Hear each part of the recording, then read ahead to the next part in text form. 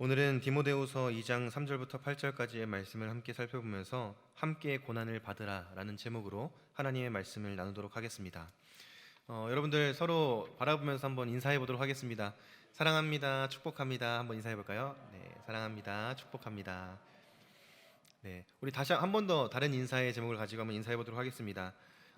질문을 던지는 거예요. 네, 고난 받기 좋아하십니까? 라고 한번 질문 한번 해볼까요? 옆에 있는 사람 보고 시작. 고난 받기 좋아하십니까? 네, 네, 감사합니다. 혹시 네 좋아합니다라고 하신 분 계신가요? 누가 이렇게 머리 이렇게 하시던데 아니시죠? 네. 고난 받기를 좋아하는 사람은 아마 없을 겁니다. 우리 중에서 고난 하면은 딱 떠오르는 이미지가 있죠. 고난이라는 단어를 생각하시면 아마 어려움, 고통스러움, 이런 부정적인 이미지들을 떠올리실 거예요. 자연스럽게 우리는 나도 모르는 사이에 내 마음에 그게 자리가 잡혀 있는 거예요. 고난받기 싫다, 고난받고 싶지 않다, 이런 마음들이 우리 안에 자리가 잡혀 있는 것을 순간순간 확인할 때가 있습니다. 특별히 나뿐만이 아니라 내가 사랑하는 나의 가족들, 또 부모님들의 경우에는 내가 사랑하는 나의 자녀가 고난받는 인생을 살아가기를 원하시는 분은 이 자리에 아무도 계시지 않을 겁니다.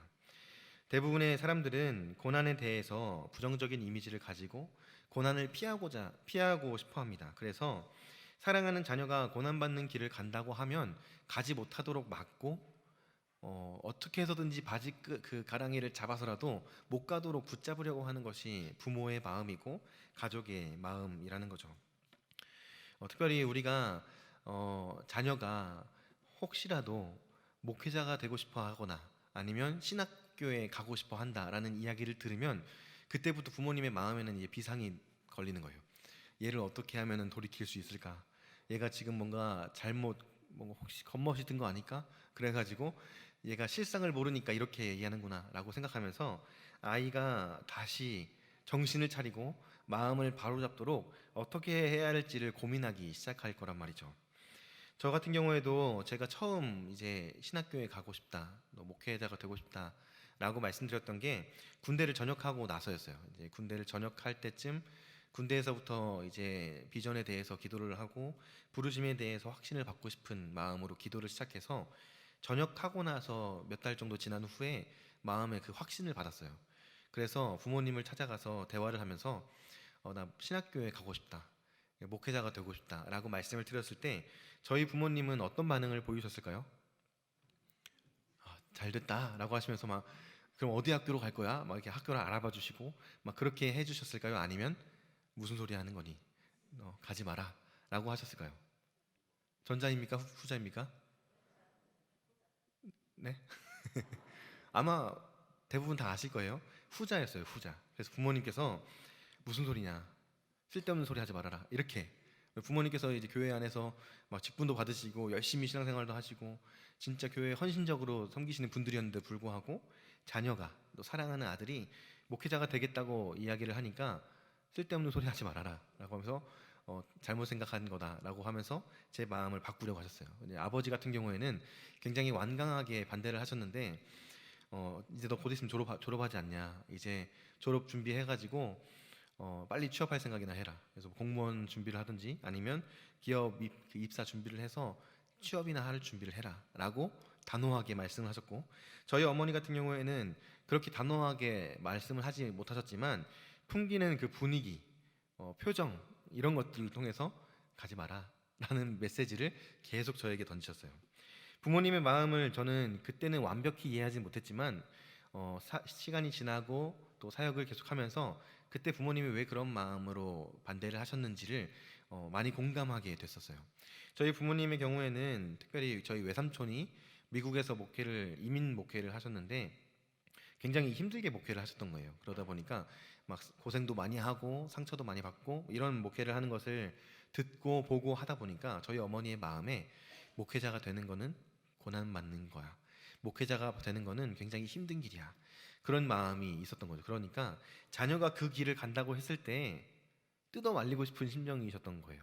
저희 아버지도 신앙생활을 시작하신 지는 당시에 얼마 되지 않으셨지만 주변에 있는 목회자들, 또 부교육자들이 참 힘들게 생활하는 것을 보면서 목회자가 되는 건 쉽지 않은 일이구나, 이 인식이 있었던 거예요. 그래서 굉장히 강하게 반대를 하셨던 경험이 있습니다. 할 수만 있다면 내 자녀가 고생하지 않고 편안하게 그리고 대접받으면서 살기를 바라는 것이 부모의 마음이잖아요. 그러니까 부모님께서 그렇게 반대를 하셨던 거예요. 그런데 사실 그 반대하시는 이런 과정들이라든지 아니면 뭐 이제 극단적인 예로 신학교에 가는 자녀에 대한 얘기를 들었지만 그것이 아니더라도 뭐 내 자녀라든지 내 가족 혹은 내가 뭔가 남들 보기에 손해를 보는 것 같고 희생해야만 하는 것 같은 상황이 왔을 때 우리들은 나도 모르게 자동적으로 자기를 보호하는 이런 본능적인 모습을 보인다는 거예요. 근데 이런 모습들이 그리스도인과 비그리스도인들의 삶에서 달라야 하는 모습으로 드러나는 것이 아니라 결정적으로 그 다름이라는 것을 찾아보기 어려운 모습으로 드러날 때가 많이 있다는 겁니다. 생각하고 결정하고 뭔가를 이제 결정하는 그런 과정에서 세상 사람들과 같은 기준으로 또 세상 사람들과 비슷한 가치관을 가지고 생각하고 계산하고 결정하는 모습들이 우리 안에서 드러날 때가 많이 있다는 거죠. 할 수만 있다면 손해보고 싶지 않은, 할 수만 있다면 희생하고 싶지 않은, 할 수만 있다면 오히려 대접받고 인정받고 싶은 마음이 우리들의 안에 깊이 뿌리박혀 있는 자기 중심적인 모습이라는 겁니다. 그런데 이 사도 바울이 바울 서신을 통해서 디모데라는 이 믿음의 동역자요 사랑하는 영적인 아들인 이 디모데에게 보낸 편지를 보면 사도 바울의 가치관이 어떠했는가, 그리고 사도 바울이 디모데에게 가장 중요하다고 강조하고 싶었던 내용이 무엇인가를 우리는 살펴볼 수가 있습니다. 이 사도 바울이 보낸 편지를 함께 살펴보면서 그리스도인의 정체성은 어디에 있는가, 어디에서 드러나는가, 그리고 예수를 믿는 사람들은 뭐가 달라야 하는가에 대해서 생각해보고 또 고난받는다는 것에 대해서 사도 바울이 전달하고 있는 그 의미를 함께 살펴보기를 원합니다. 먼저 우리는 고난에 대해서 정의를 내리고 말씀을 살펴보기로 합니다. 사도 바울은 디모데에게 전한 편지에서 이 고난에 대해서 정의를 내려주는 것을 볼 수가 있어요. 사도 바울에게 있어서 고난은 어떤 것이었는가? 사도 바울이 편지를 쓴 내용을 살펴보면 디모데후서 1장 말씀을 먼저 보면 이 사역자로서 디모데에게 중요한 메시지를 전달하는데 고난받는 것에 대해서 굉장히 단호하고 냉정하게 메시지를 전하는 것을 볼 수가 있습니다. 그리고 이 고난에 대해서 이야기할 때에 부끄러움이라는 표현과 함께 이 고난에 대해서 이야기하는 것을 볼 수가 있어요. 8절과 12절 말씀 1장에 있는 말씀을 보면 사도 바울이 복음과 함께 고난을 받으라, 너는 나와 함께 고난을 받아야 된다, 고난을 받자라고 말씀하면서 뒤에 이어져서 하는 표현을 보면 나는 이 고난받는 것을 부끄러워하지 않는다라고 이야기하는 것을 볼 수가 있습니다. 그러니까 사도 바울에게 있어서 고난은 부끄러운 일이 아니었다는 거예요. 세상 사람들이 볼 때에는 뭔가 손해를 보는 것 같고 희생하는 것 같고 바보 같은 모습으로 비추어질지는 모르지만 사도 바울의 관점에서는 고난 당한다는 것은 전혀 부끄러운 것이 아니요, 오히려 당당하고 자랑하고 싶고 사랑하는 영적인 이 후배 동역자에게 가르쳐주고 싶은 굉장히 핵심적인 이 사역의 메시지, 핵심적인 신앙의 가치였다는 것을 우리가 생각해 볼 수가 있습니다. 편하고 싶고 대접받고 싶고 희생하고 싶지 않고 앞장서고 싶은 것이 인간의 본성이라고 할지라도 사도 바울은 이 고난받는 것에 대해서 설명하면서 그런 본성대로 사는 것이 아니라 우리는 하나님의 말씀을 따라서 살기로 작정한 만큼 그리스도인으로서 세상과는 다른 모습으로 살아가야 할 것을 가르쳐 주고 있다는 거예요. 제가 이 이야기를 정리하면서 한 가지 예화를 이제 전해드리게 됐어요. 작년에 설교의 말씀에서 들었던 내용 중에 한 가지 메시지였는데 무슨 내용이었냐면 이 텍사스에 있는 한 교회에 대한 이야기였습니다. 미국에 있는 텍사스에 있는 한 교회에서 성도님께서 이제 돌아가시면서 유산을 교회에다가 전액을 기부한 거예요. 근데 이 기부한 액수가 얼마나 됐냐면 우리나라 돈으로 지금 환산해 보면 723억 원 정도의 유산을 교회에다가 기증을 하고 돌아가신 거예요. 그래서 돌아가실 때 이 내 유산이 교회에 귀하게 쓰였으면 좋겠다라는 마음으로 교회에다가 723억이라는 이 큰 돈을 기증하고 돌아가셨는데, 교회 입장에서는 이게 굉장히 좋은 일 아니겠습니까? 예를 들어서 우리 교회에 어느 날 누가 갑자기 723억 원을 헌금으로 한 거예요. 그리고 이걸 교회에서 잘 써주세요라고 이야기를 하면 교회 입장에서는 굉장히 좋은 거잖아요. 그리고 주변에서 볼 때에도 저 교회 진짜 복 받았나 보다, 저 교회 진짜 잘 됐다라고 이야기할 만한 어마어마한 액수이지 않습니까? 작나요? 저는 그 이야기를 들으면서 야, 700억이면 교육관에도 막 다 리모델링도 할 수 있고, 막 장비도 막 다 바꿀 수 있고, 본당도 막 음향, 조명 막 이런 거 다 진짜 좋은 걸로 맞춰가지고 리모델링하고 더 좋은 환경을 만들고 교회가 하고 싶은 사역들을 더 힘있게 할 수 있을 텐데 라는 생각이 문득 들더라고요. 그러면서 이 교회가 어떻게 이 헌금, 교회에 들어온 거금을 어떻게 관리했는지를 보게 되었어요. 근데 이 교회는 이 돈이 들어왔을 때 참 감사하고 고마운 동시에 이 근심거리가 한 가지가 있었습니다. 그게 뭐였냐면, 교회에 갑작스럽게 이런 큰 재정이 들어와서 교회 안에 혹시 문제가 생기진 않을까? 성도들 사이에서 혹시 뭔가 시험거리가 생기지 않을까? 한 사람이라도 이것에 대해서 문제를 삼거나 뭔가 막 문제를 일으키는 사람이 생기진 않을까?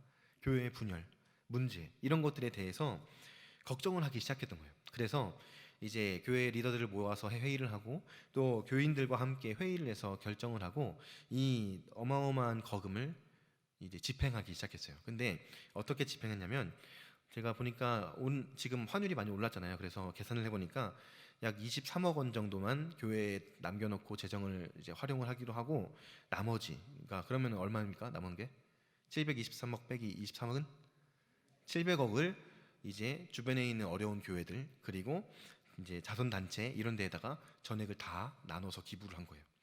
그리고 나서 주변에 있는 사람들이 그 소식을 들었을 때 어떤 반응을 보였을까요?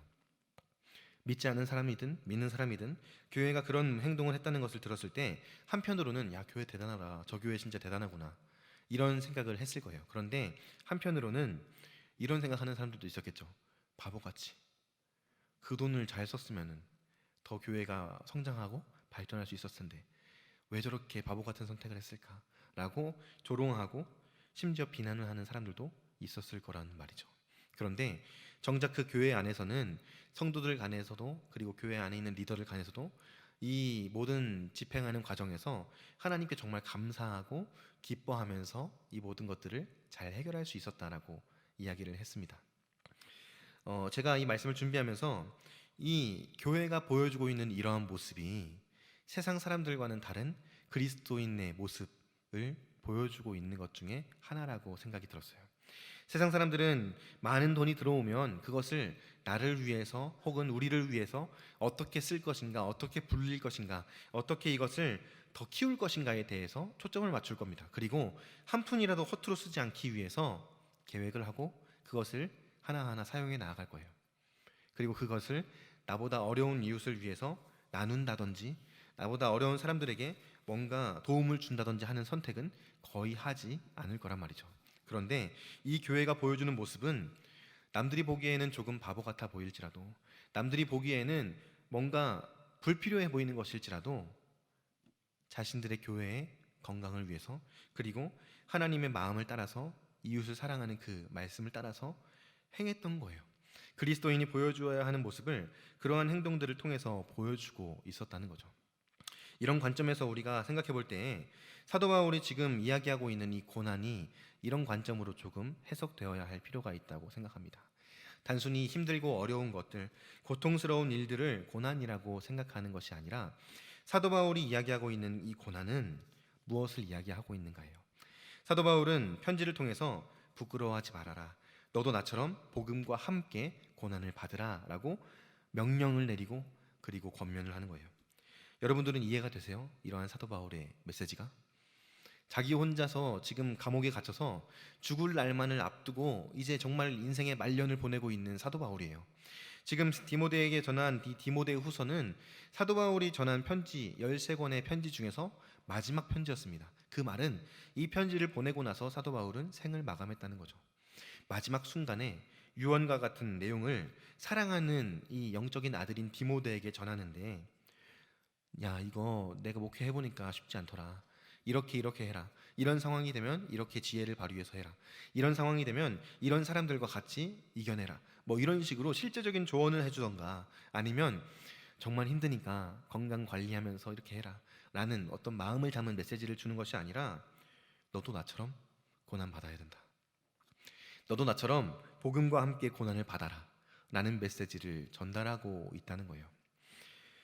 사도 바울이 이야기하고 있는 고난은 여기에서 무엇을 의미하느냐? 복음을 위해서라면 어떤 희생이라도 각오하는 삶의 자세를 이야기하고 있는 겁니다. 단순히 고통스럽고 어려운 것을 이야기하는 것이 아니라 복음을 전하기 위해서 희생해야 된다는 것을 고난이라는 단어를 통해서 이야기해주고 있는 거예요. 그리스도의 사역과 삶에는 성공과 편리가 목적이 아닌 복음이 목적이 되어야 한다라고 이야기하고 있는 겁니다. 세상의 가치관과 세상 사람들이 이야기하는 것을 따라 쫓아가는 것이 아니라 말씀을 따라서 그리스도인답게 살아가야 한다는 것을 너도 복음과 함께 고난을 받으라 라고 이야기해주고 있는 거예요. 복음으로 인한 고난, 복음적인 삶으로 인해서 발생하는 모든 희생과 불편함을 고난이라는 단어를 통해서 가르쳐주고 있다는 겁니다.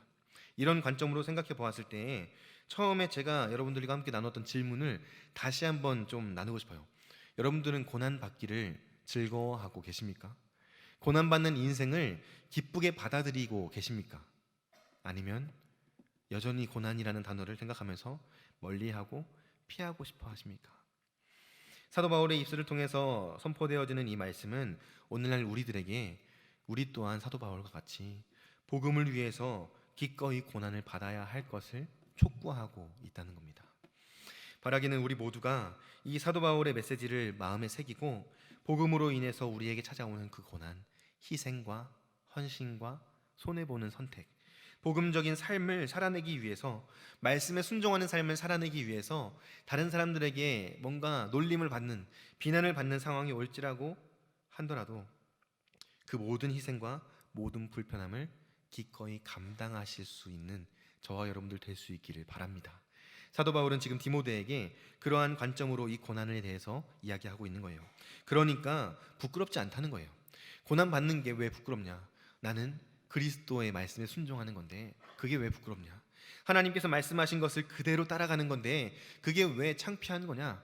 라고 사도 바울이 당당하게 이야기하고 있다는 겁니다.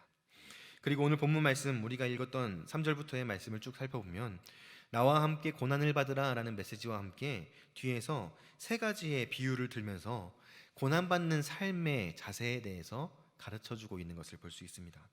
그리스도인답게 그리스도인의 정체성을 가지고 고난받기를 기꺼이 감당하는 삶에서 드러나야 하는 중요한 메시지 세 가지를 비유를 통해서 이야기해 줍니다.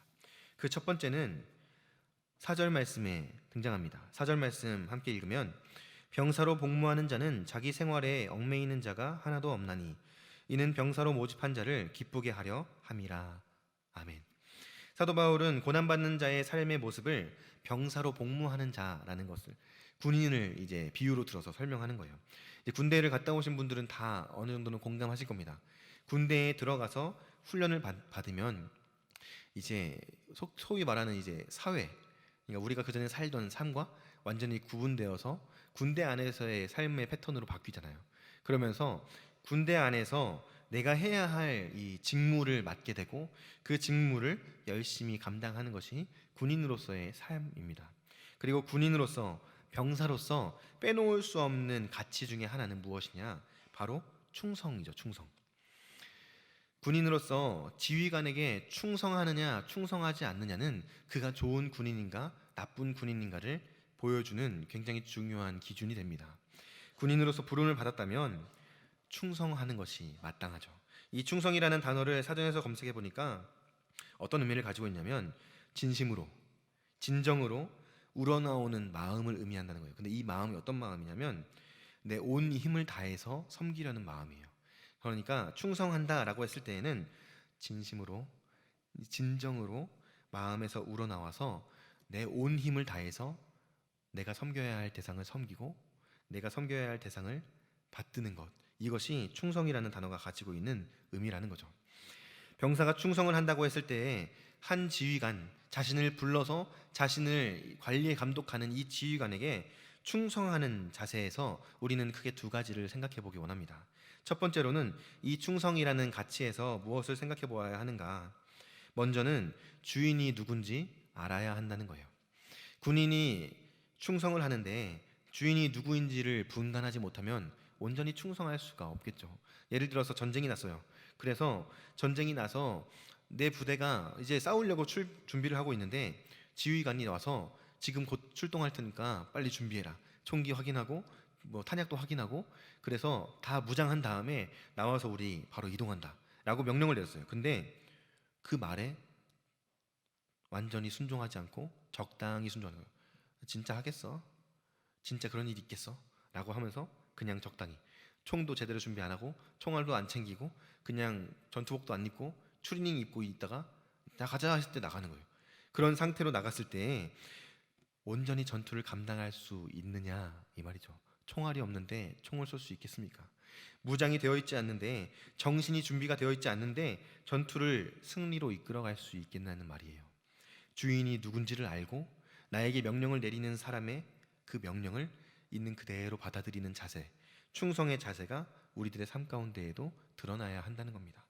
두 번째로, 충성한다는 것, 특별히 하나님의 부르심 앞에서 충성한다는 것을 생각해 볼 때 우리가 잊지 말고 기억해야 하는 가치는 무엇이냐면, 나는 주님의 것이라는 거예요. 나를 부르신 주님이 누구이신지를 알고 내가 그분의 것이라는 분명한 인식을 가지고 있어야 온전한 충성으로 나아갈 수 있다는 겁니다. 병사로 복무한 자가 충성함으로 그 부르신 자의 마음을 기쁘게 시게 하는 것처럼, 하나님이 어떤 분이신지를 알고 내가 하나님의 것이라는 사실을 인정하고 그분의 말씀에 충성함으로 반응하는 저와 여러분들이 되어야 한다는 거예요. 사도 바울이 이야기하고 있는 고난받는 자의 삶의 자세가 여기에서도 드러날 수 있다는 겁니다. 여기에서 우리 스스로에게 한번 질문을 던져봤으면 좋겠어요. 나는 하나님께 충성하는 자인가? 나는 하나님의 말씀에 충성하고 있는가? 어쩌면 온전히 충성하고 있지 못한 우리들의 모습이 눈에 비춰질지도 모르겠습니다. 그렇다면 오늘 이 말씀 앞에서 내가 다시 하나님 앞에서 충성하기를 결단하면서 하나님 앞에 나아갈 수 있게 되기를 주님의 이름으로 축복합니다. 두 번째로, 사도 바울이 이야기하고 있는 고난받는 자의 삶의 태도는 경주하는 자, 이제 육상 경기를 하는 경기자의 모습으로 비유가 됩니다. 5절 말씀을 보면, 경기하는 자가 법대로 경기하지 아니하면 승리자의 관을 얻지 못할 것이며 라는 말씀이 있어요. 여기에서 우리가 주목해 보아야 할 것은 법대로 경기해야 된다는 겁니다. 제가 이 말씀을 준비하면서 또 찾아봤던 한 기사가 있는데, 일부 예배 때는 제가 자세하게 설명을 못 드렸던 것 같아가지고 좀 뉴스를 이렇게 찾아봐서 자세하게 좀 알아본 자료가 있습니다. 그게 뭐냐면, 이 뉴욕 마라톤 대회가 있었는데, 뉴욕 마라톤 대회에서 두 명의 여성 참가자들이 이 아마추어 출신임에도 불구하고 마라톤 풀코스를 그 어떤 프로 선수들보다 더 안정적이고 완벽하게 완주를 하는 사건이 있었어요.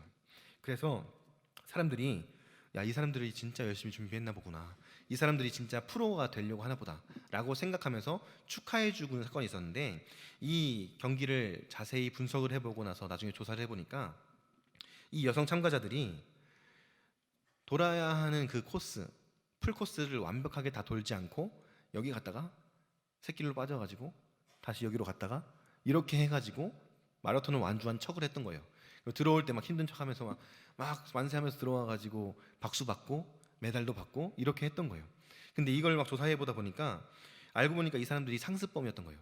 마라톤 대회를 나갈 때마다 이런 식으로 부정을 저지르고 범법 행위를 한 거죠. 이제 규칙을 어겼던 거예요. 그래서 이 사람들이 이름까지 다 공개가 되면서 굉장히 망신을 당하는 일이 있었습니다. 이제 어떤 대회에서는 중간에 지하철을 타고 이동했대요. 그래가지고 지하철에 내려가지고 마지막 코스에서 또 뛰고 뭐 이렇게 했던 거예요. 이런 모습을 보면서 제가 처음 들었던 생각은, 야, 저렇게까지 하고 싶을까라는 생각이었어요. 마라톤 혹시 나가보신 적 있으신 분 계세요? 마라톤? 네, 감사합니다. 네. 마라톤, 저도 마라톤 예전에 한번 나가본 적이 있는데, 이게 풀코스는 아니고 10km 마라톤을 나가본 적이 있었어요. 근데 군대에 있을 때 한창 막 운동할 때 그때 나갔었는데, 그때 진짜 매일 하루에 2시간씩 달리기 막 하면서 훈련하면서 막 마라톤 준비하고, 이게 국방부에서 하는 그 대회였거든요. 그래가지고 이제 대대장님이 우리 부대가 좀 잘해야 된다 해가지고 쉬는 시간도 다 뺏어가면서 막 나오라고 막 해가지고 막 뛰게 시키고 하면서 준비를 했던 그 마라톤 대회가 있었어요. 그래서 그때 대회를 나가가지고 진짜 하기 싫었는데 시키니까 명령에 어떤 복종해야 되잖아요, 군인은. 그래서 어쩔 수 없이 막 훈련을 하면서 자연스럽게 막 체력이 좋아지는 것을 느꼈어요. 그러면서 대회 나가서 이제 어쨌든 10km를 다 완주하고 막 같이 막 사진도 찍고 이런 시간들을 보냈는데, 그때 제가 느꼈던 감정은 뿌듯함이었어요. 뿌듯함. 아, 하니까 되는구나. 열심히 하니까 이렇게 할 수 있구나. 이런 감정. 지금은 저를 보면은 상상도 안 되시겠지만 그때는 이제 좀 날씬했습니다. 그래가지고 막 뛰는 것도 잘 했는데, 그때 느꼈던 감정 뿌듯함이었어요. 근데 이 사람들을 보면서 야, 저게 뿌듯할까? 굳이 저럴 거면 왜 마라톤을 할까? 이런 생각이 먼저 들더라고요. 불법을 저지르고 법대로 경기하지 않는 자들은 결국에는 창피를 당하고 수치를 당할 수밖에 없다는 거예요. 근데 오늘 본문 말씀에 보니까 경기하는 자가 법대로 경기하면 승리자의 관을 얻을 것이다 라고 이야기하잖아요. 말씀에는 경기하지 않으면 얻지 못할 것이다 라고 얘기하는데, 이것을 좀 긍정적인 언어로 바꾸면 법대로 경기하면 승리자의 관을 얻을 것이다 라고 말씀하고 있는 거잖아요. 법을 잘 지켜서 규칙대로 경기를 하면 승리자의 관, 승리의 면류관을 얻게 될 것이라고 사도 바울이 이야기해주고 있는 거예요. 여기서 말하는 법, 여기서 우리가 지켜야 될 법은 무엇일까요? 크게 두 가지를 생각해 볼 수 있습니다. 첫 번째는 세상의 법이에요. 세상의 법. 그리스도인으로서 우리는 세상을 살아가죠. 그리스도인으로서 세상과 단절되어서 세상과의 모든 관계를 다 끊어내고 산에 들어가서 수도원에 들어가서 살아가는 거 아니잖아요. 우리는 그리스도인으로서 그리스도인의 정체성을 가지고 고난을 받기를 기꺼이 감당하면서 세상에서 살아가는 자들입니다. 그런 우리들이 세상의 그 법, 세상에서 말하는 그런 규칙들, 이런 것들을 지켜내야 한다는 거예요. 여기서 그러면 세상이 말하는 대로 다 해야 됩니까? 라고 말씀하시는 분이 계실지 모르겠어요. 그런데 여기서 말하는 것은 세상에서 말하는 이 가치에 대해서 이야기하는 겁니다. 그것이 무엇이냐면 정직함이에요. 정직함. 적어도 그리스도인들이 세상 사람들보다 더 정직해야죠. 적어도 그리스도인들이 세상 사람들보다 더 도덕적이어야 하는 것 아니겠습니까? 세상 사람들이 볼 때에 흠잡을 것이 없고 모자라지 않는 모습으로, 도덕적이고 정직한 모습으로 살아가야만 하지 않겠냐는 말이에요. 그런데 어느 순간 우리들의 삶을 돌아보면 나도 모르게 세상 사람들이 하는 편법, 그들이 저지르는 부정, 이런 것들을 남들 다 하던데 사람이니까 그럴 수도 있는 거 아니야? 라고 스스로를 뭔가 포장하고 합리화를 하면서 자연스럽게 그런 삶을 살아가고 있는 우리들의 모습을 발견하지 않느냐라는 겁니다. 그런데 성경에서는 무엇이라고 말하냐면, 아 그래 힘드니까 적당히 하면 돼 라고 말하지 않잖아요. 세상에서 아무리 우리를 유혹하고 우리를 넘어뜨리려고 한다고 할지라도 그리스도인은 세상에 흠잡힐 것이 없는 자들이어야 한다는 거예요. 도덕적으로, 정직함으로 세상 속에서 오히려 그들보다 더 나은 모습으로 살아가야만 하는 것이 저와 여러분들이라는 사실을 우리는 기억해야 합니다. 두 번째로 여기에서 우리가 생각해 볼 수 있는 것, 우리가 지켜야 할 법은 무엇이냐? 바로 하나님의 법이죠. 그리스도인으로서 우리는 세상의 법, 이것을 따름과 동시에 하나님의 법을 따라야 해요. 기록되어져 있는 하나님의 말씀을 지켜서 살아야 한다는 겁니다. 하나님이 말씀하신 것을 그대로 따라서 순종하는 삶, 하나님의 말씀에 기록된 바를 지켜 행하기 위해서 힘쓰는 삶이 저와 여러분들의 삶이어야만 한다는 거예요. 구약 성경에 보면 이스라엘을 다스렸던 많은 왕들이 등장하죠. 그런데 그 왕들 중에서 하나님께 칭찬받았던 왕들의 모습을 살펴보면 빠지지 않고 반복해서 등장하는 표현이 하나가 있습니다. 그게 뭐냐면 여호와 보시기에 정직하게 행하며 라는 표현이에요. 이 왕이 참 잘했는데 하나님 보시기에 정직하게 행했더라. 이 왕이 참 칭찬받을 만했는데 하나님 보시기에 정직하게 행했더라 라는 표현입니다. 우리는 이 말씀을 기억하면서 우리 또한 이 세상을 살아가면서 그리스도인으로서 고난을 감당하는 삶을 살아감에 있어서 하나님의 말씀을 있는 그대로 지키고 하나님 보시기에 정직하게 행하는 삶을 살아가야 될 줄로 믿습니다.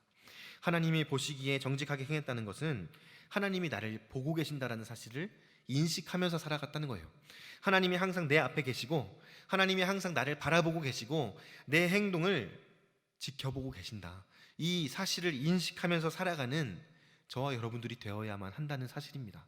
이 사실을 인식하지 않으면 나 혼자 있을 때 혹은 세상이 나를 유혹해 올 때 이 정도는 괜찮겠지 라는 우리 안에 있는 뿌리 깊은 죄성이 자연스럽게 드러날 수밖에 없다는 거예요. 저도 그렇고 여러분들도 그렇고 이번 한 주의 삶만 돌아봐도 그런 경험들을 수없이 많이 하지 않으셨냐는 말입니다. 우리 모두 다 순간순간 이건 괜찮지 않을까? 이 정도는 남들도 다 하는 건데 자연스럽게 부정직하게 자연스럽게 하나님 앞에서 살아가지 않는 우리들의 모습이 드러날 때가 있다는 거예요. 그런데 사도 바울이 말하는 것은 법대로 경기해야 된다는 거예요. 때로는 실수하고 넘어질 수도 있지만 다시 일어나서 하나님의 말씀을 붙들고 정직하게 법대로 살아가면서 우리의 삶 가운데 찾아오는 이 고난, 희생해야 되고 포기해야 되고 양보해야 될 것들을 기꺼이 감당해내야 한다는 사실을 사도 바울은 디모데에게 이렇게 비유를 통해서 이야기해주고 있는 겁니다. 세 번째로 사도 바울이 이야기하고 있는 고난을 감당하는 삶의 자세는 수고하는 농부의 모습으로 비유가 됩니다. 6절 말씀 보시면 수고하는 농부가 곡식을 먼저 받는 것이 마땅하니라 라는 표현이 기록되어 있습니다. 수고하는 농부들은 일반적으로 수고를 굉장히 많이 합니다. 제가 저희 큰아버지가 전남 고흥에서 농사를 지으세요. 그래서 밭일도 하시고 이제 축사도 있어가지고 소도 열 몇 마리, 막 20마리 이렇게 키우시는데 제가 어렸을 때는 그 큰아버지 댁에서 막 지내기도 하고 막 이런 적이 있었는데 이 자라면서 보고 듣고 했을 때 큰아버지의 삶이 굉장히 수고스러운 삶이었어요. 어떤 삶이냐면 농사를 지어보신 분들은 다 아시겠지만 새벽에 일찍 일어나야 돼요. 막 4시, 5시 막 이때쯤 막 일어나가지고 채비한 다음에 밭에 나가서 밭 한번 살펴보고 그리고 막 축사에 가가지고 소들도 살펴보고 그리고 막 뭐 아침 먹고 다시 나가서 뭐 씨를 뿌린다든지 뭐 타작을 한다든지 뭐 이 일을 하고 그 다음에 오후에는 뭐 잠깐 쉬었다가 또 나가서 또 일하고 그리고 해 지면은 밥 먹고 쉬었다가 일찍 자고 다시 다음날 또 새벽에 4, 5시 막 이렇게 일어나서 아침 일찍 나가서 또 일하고 하루 종일 일하고 들어와서 자고 다시 일어나서 일하고 자고 이게 반복인 거예요. 근데 이게 벼 수확할 때쯤 되면은 괜찮지 않을까라고 생각을 하시는데 벼가 수확하기 직전까지 한순간도 긴장을 놓치지 않으시더라고요. 바람이 많이 불어서 벼가 넘어가진 않을까? 태풍이 온다고 하는데 비가 많이 온다고 하는데 벼가 다 쓰러지는 거 아니야? 나가서 벼단 막 묶어서 고정시키고 막 잡초도 뽑고 소들은 아픈데 없는지 또 확인하고 이게 1년 내내 반복이 되는 거예요. 벼를 수확을 하면 이 수확한 거를 또 잘 팔아야 되는데 또 내년 농사 준비하려면 뭐 또 모종이랑 씨앗 그 고민과 그 생각으로 24시간 1년 365일을 계속 보내는 거예요. 매일매일 그렇게 수고스러운 모습으로 살아가요. 그런데 이렇게 매일매일 변함없이 일정한 모습으로 매일 반복되는 삶을 살아가는 이 모습을 한 단어로 정의를 내리자면 어떤 단어로 정의를 내릴 수 있냐면 성실함이라는 단어예요. 성실함. 성실함은 지속이에요. 성실함은 반복입니다. 우리의 삶 가운데에서 마치 농부가 매일매일 하루하루 계속 일상을 반복하면서 해야 하는 것들을 하고 지켜야 하는 것들을 지켜내는 것처럼 우리도 매일매일 같은 일상 가운데에서 그리스도인으로서 지켜야 하는 것들을 지켜내고 그리스도인으로서 맡기신 사명의 자리에서 감당해야 하는 사명들을 감당해 나아가는 것 그런 성실함이 우리의 삶 가운데에서도 드러나야만 한다는 사실입니다. 적당히 요령껏 이것이 통하는 것이 그리스도인의 삶이 아니에요. 그리스도인의 삶은 오히려 미련하고 우직하게 매일매일 감당해야 할 것들을 성실하게 감당하는 삶이 그리스도인의 삶이라는 사실을 반드시 기억할 수 있기를 바랍니다. 저와 여러분들의 삶 가운데 이 성실함이 드러날 수 있기를 바라요. 매일매일 해야 하는 일들을 미루지 않고 뭔가 막 게으름을 피우지 않고 적당히 하지 않고 성실하게 정직하게 충성되게 감당하는 저와 여러분들이 되어야 한다는 거죠. 고난을 감당하는 그리스도인의 삶에서는 이 세 가지의 가치가 반드시 드러나야 합니다. 충성된 모습, 정직한 모습, 성실한 모습. 우리 삶을 돌아봤으면 좋겠어요. 나의 삶 가운데에는 이 세 가지의 가치가 잘 드러나고 있는가요? 어쩌면 적당히라는 이 참 달콤한 말로, 그리고 남들도 그러던데 사람이니까라는 이런 달콤한 말들로 스스로를 포장하면서 충성도, 정직도, 성실도, 적당히 어느 정도 그렇게 하고 있는 것이 우리들의 모습이 아닌가, 그것을 냉정하게 돌아볼 수 있어야 한다는 겁니다. 그리스도인의 정체성은 어디에서 드러납니까? 내가 예수를 믿는다는 것을 무엇을 통해서 드러낼 수가 있겠습니까? 고난을 감당하는 이와 같은 삶의 자세, 이와 같은 믿음의 태도를 통해서 드러낼 수 있다는 거예요. 그렇다면 여기서 한 가지 질문을 던질 수 있죠. 도대체 언제까지 그렇게 해야 됩니까? 언제까지 그 고난을 내가 감당해야 됩니까? 고난이 단순히 고통스러운 것, 힘든 것, 그게 아니라는 거, 그래요, 알겠어요. 고난이 그리스도인으로서 복음을 위해서 희생하는 것, 그리스도께서 나를 위해서 생명 주시고 나를 위해서 죽음을 이기시고 부활하셔서 나의 영혼을 구원해 주시고 생명의 면류관을 예비해 놓으셨다는 그 사실을 바라보면서 내가 고난을 감당해야 한다는 사실을 알겠어요. 그런데 언제까지 그렇게 고난을 감당하면서 살아야 됩니까? 라는 질문을 하게 될 수도 있습니다.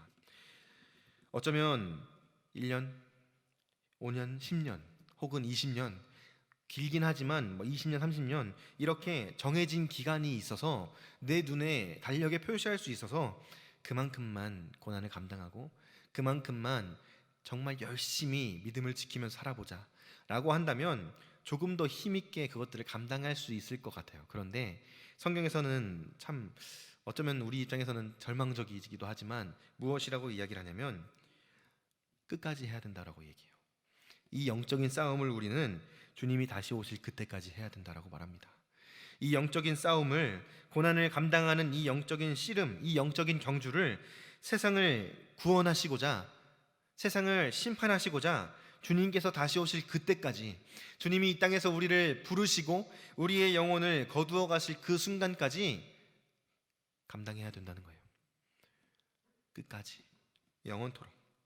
그래서 복음을 따라서 고난을 받는 삶은 사실 쉽지는 않습니다. 고난을 따라서 복음과 함께 고난을 받고 그 고난을 감당하면서 나아가는 인생은 쉬운 인생이 아니에요. 진짜 믿음을 지키면서 사는 것은 그렇게 어렵습니다. 그런데 어느 순간 우리의 마음에 신앙생활 하는 거 그렇게 어렵지 않더라, 예수 믿는 거 그렇게 어렵지 않아 라는 생각으로 나의 마음에 스스로를 뭔가 포장하고 여지를 주고 있는 모습이 있다면 오늘 이 시간 말씀 앞에서 결단하셨으면 좋겠어요. 복음을 따라 사는 것, 믿음을 지키며 사는 삶 쉽지 않은 거다. 그래서 나는 그만할래 이게 아니라 그래도 나는 끝까지 가봐야지. 그 근거가 어디에서 나오느냐? 오늘 우리가 읽었던 본문 마지막 절인 8절 말씀에서 나옵니다. 사도 바울이 이러이러하다, 고난을 받는 삶은 이러다, 너 고난을 받아야 된다. 지금 사도 바울이 감옥에서 사형 선고를 앞두고 이제 죽음을 눈앞에 두는 상태에서 이 편지를 쓰고 있는 거예요. 사도 바울의 상황을 다 알고 있는 이 디모데가 편지를 받았을 때 너 나처럼 고난 받아야 된다 라는 이 메시지를 들을 때 그냥 받지 뭐 이렇게 받아들였겠습니까? 무거운 마음으로 받아들였겠죠. 이게 참 쉽지 않다는 것을 그도 느꼈고 알고 있었어요. 그런 그에게 사도 바울이 이렇게 이야기하는 거예요. 내가 전한 복음대로 다윗의 씨로 죽은 자 가운데서 다시 살아나신 예수 그리스도를 기억하라. 고난 받는 삶 힘든 거다. 그런데 그 삶을 감당하기 위해서 우리가 바라보아야 할 대상은 예수 그리스도이시다. 우리가 의지해야 될 대상은 그리스도이시다. 우리가 붙들어야 할 대상은 다른 어떤 누구가 아니라 오직 그리스도밖에 없다 라는 사실을 사도 바울이 분명하게 이야기해 주고 있는 거예요. 디모데에게 말하는 거죠. 야, 너 힘들 거야. 쉽지 않을 거야. 그런데 그렇게 해야만 한다. 그리고 그렇게 할 때 힘들 때마다, 지칠 때마다, 혹은 실수를 해서 넘어질 때마다 그리스도를 바라보자. 그리스도를 기억하자. 그분이 우리를 위해서 어떤 은혜를 베풀어 주셨는지, 그분이 우리를 위해서 어떤 희생을 하셨는지, 그리고 그분이 우리를 위해서 어떤 면류관을 예비해 놓고 계시는지, 그 사실을 기억하면서 끝까지 감당해보자, 끝까지 견뎌내보자 라고 이야기를 하고 있는 거예요. 디모데의 입장에서는 사도 바울이 이런 이야기를 할 때 사도 바울은 대단한 사람이니까, 사도 바울은 위대한 인물이니까 이렇게 이야기할 수 있겠지라고 생각할 수도 있어요. 그리고 우리도 이 말씀을 보면서 사도 바울이니까 그 정도로 말할 수 있는 거야, 사도 바울이니까 이렇게 이야기하지 라고 생각할지도 모르겠어요. 그런데 사도 바울은 그런 생각을 하고 있는 저와 여러분들에게 먼저 1장 말씀에서 이렇게 이야기했어요. 1장 7절 말씀에 하나님이 우리에게 주신 것은 두려워하는 마음이 아니요 오직 능력과 사랑과 절제하는 마음이니, 8절까지 읽겠습니다. 그러므로 너는 내가 우리 주를 증언함과 또는 주를 위하여 갇힌 자된 나를 부끄러워하지 말고 오직 하나님의 능력을 따라 복음과 함께 고난을 받으라 라고 먼저 이야기를 했어요. 이 말이 무슨 말이냐면 사도 바울이 이야기하는 거예요. 내가 대단해서 이거 감당하는 거 아니다, 내가 뭔가 위대한 인물이라서 이거 감당하는 거 아니야, 나도 힘들어. 그런데 하나님께서 주시는 능력, 오직 하나님의 능력을 따라서 내가 이것을 감당하는 거다. 나도 그리스도를 바라보고 있다, 나도 하나님을 의지하고 있다, 그래서 내가 이것을 감당하면서 그리스도인답게 살아갈 수 있었던 거다 라고 디모데에게 따뜻한 사랑의 메시지를 전하고 있다는 겁니다. 우리가 기억해야 할 것은 우리가 고난받는 자로서 살아가는 것, 그리스도인으로서 복음을 위해서 어떤 희생이라도 감당하고 어떤 불편함이라도 감수해야 하는 삶의 태도를 유지하고 그렇게 살아가는 삶은 내 힘으로 하는 것이 아니라 하나님이 주시는 능력으로 감당할 수 있다는 거예요. 그리스도를 의지하고 붙들면서 그리스도께서 주시는 능력으로만 그 삶을 살아낼 수 있다라고 이야기하고 있다는 겁니다. 이 말씀을 기억하시면서 내가 고난 받기에 정말 힘들 때, 고난을 감당하기에 정말 너무 버거울 때 다른 사람을 의지한다든지 아니면 세상의 방법을 다시 찾아서 나아간다든지 하는 것이 아니라 하나님 앞에 나아갈 수 있는 저와 여러분들 될 수 있기를 주님의 이름으로 축복합니다. 하나님을 붙들고 하나님의 능력을 구하면서 하나님, 저 이렇게 해보려고 했는데 힘들어요, 저 이렇게 해보려고 했는데 너무 어렵네요, 저 좀 도와주세요, 저에게 능력 주세요. 그렇게 하나님의 은혜를 간구하면서 매 순간 하나님께서 주시는 은혜 가운데에서 치열하게 그리고 적극적으로 그 믿음의 삶을 살아내는 저와 여러분들 될 수 있기를 주님의 이름으로 다시 한번 간절히 축복합니다. 사랑하는 성도 여러분, 우리는 세상 사람들과 똑같은 삶의 방식을 추구하기를 원합니다. 우리는 세상과 똑같은 가치관을 가지고 살아가는 것을 편안해합니다. 그래서 세상 사람들이 이야기하는 어려움, 세상 사람들이 이야기하는 고통, 이런 것들을 경험할 때 나는 고난받는구나 라고 생각할 때가 있어요. 그런데 우리가 기억해야 할 것은 사도 바울이 이야기하고 있는 고난은 세상에서 말하는 고통이나 어려움이 아니라는 거죠. 사도 바울이 이야기하고 있는 이 고난은 그리스도인의 삶의 방식, 그리스도인의 사고 방식 그 자체를 고난을 받는 것으로 이야기하고 있다는 사실을 기억하실 수 있기를 바랍니다. 그래서 내가 그리스도인으로 살아간다는 것은 말 그대로 고난받는다는 것이라는 것을 인정하고 하나님 붙들고 나아갈 수 있기를, 그래서 끝까지 그 믿음의 경주를 달려가서 주님 예비하신 아름다운 승리의 면류관을 모두 다 받아쓰고 하나님의 나라에서 기쁨과 평강을 누릴 수 있게 되기를 주님의 이름으로 축복합니다.